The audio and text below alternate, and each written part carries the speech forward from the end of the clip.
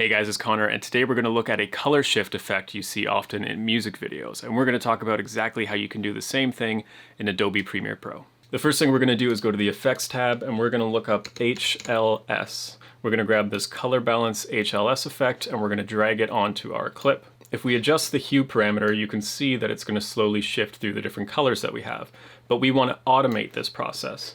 So the first thing I'm going to do is go to the beginning of my clip. I'm going to drop a keyframe. I'm going to go to the end of my clip and drop another keyframe. And I want this to cycle through probably 4 or 5 times. So I'm going to start dragging it up, and after I pass 360 degrees, it's going to have a little number next to it that's showing how many full rotations it's doing. So let's go ahead and do 4 full rotations through. Now when we play back the clip, you can see that it's cycling through the full color range. So we're getting all the different colors played through automatically. Now, if that's all you're looking for, then you can be done here. But we don't always want everything in our frame to change color. For example, if I scroll ahead here, you can see that it's messing with his skin tones a lot, and it looks very unnatural and alien. And we might not want that effect. So I'm going to show you how to isolate different parts of your frame. There's a bunch of different ways to do this, but I'm just going to show you a really quick and easy way if you just want to take one color and have that cycle through the range. Here I have a clip with these blue lights, and I just want those blue lights to change color. I want everything else to stay the same. First, I'm going to start by duplicating the clip. You can do that by just holding Alt and clicking and dragging it onto a new layer. Next, I'm going to grab that HSL effect again. This time I'm just going to copy it over from the previous clip, and I'm just going to copy it to our bottom clip. In order to have that effect on the bottom clip show through, I'm going to use what's called a color key. So go to Effects, type in color key, and we're going to drag that onto our top clip. If you scroll down a bit here, you can grab the eyedropper tool, and I'm going to go ahead and click on the blue because that's what I want to make transparent on my top clip.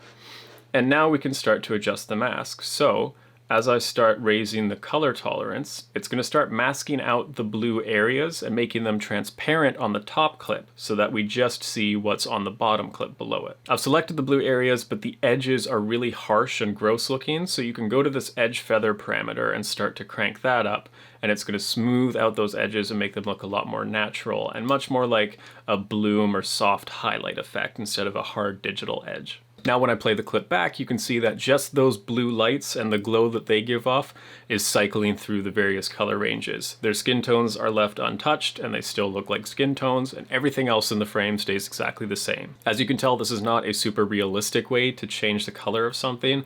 This is more when you want a strong effect or something really surreal looking, and it works really well for that kind of thing. It's very important that if you want to use this effect in your music video that you plan ahead for this effect. For example, let's say I want to change the color of just the pink lights in the background. I'm going to go ahead and use the eyedropper tool, and I'm going to start bringing up the color tolerance. But as I do, you can start to see that before I even get the pink light in the background here to be selected properly, their skin tones are all green and starting to shift as well. And that's because the pink is too close to the pink that's being picked up in their skin tones. So because those color hues are too close together, it's harder to isolate just that pink light in the back. Whereas skin tones aren't blue, so it's really easy for me to grab a blue without affecting their skin tones. In short, if you want to change the color of an object in your frame, make sure that object is a very different color from everything else around it. If you've got an orange set and somebody in an orange suit and you want to change the color of their orange suit, that's not going to happen without a lot of tedious manual masking. That's going to be a nightmare. So make sure they're wearing something completely different. Worst case scenario, if you do need it to be the same color, then maybe try and green screen that person or that object into the scene later on, because then they're on a separate layer from the footage and it's a lot easier to isolate them and put the effect on just that clip. The last thing to remember is that depending on the camera you're shooting with, if you're shooting in a low quality, really compressed codec, you're going to get some artifacting and some pixelation and some noise in your footage as a result of this. So you can either denoise your footage and make sure that you plan that that's going to happen ahead of time, or you can shoot in a nice high quality codec or even shoot raw if you can to try and minimize those issues. Thank you guys so much for watching. If you appreciated this, I would appreciate a like, subscribe for more content like this, and I will see you in the next video.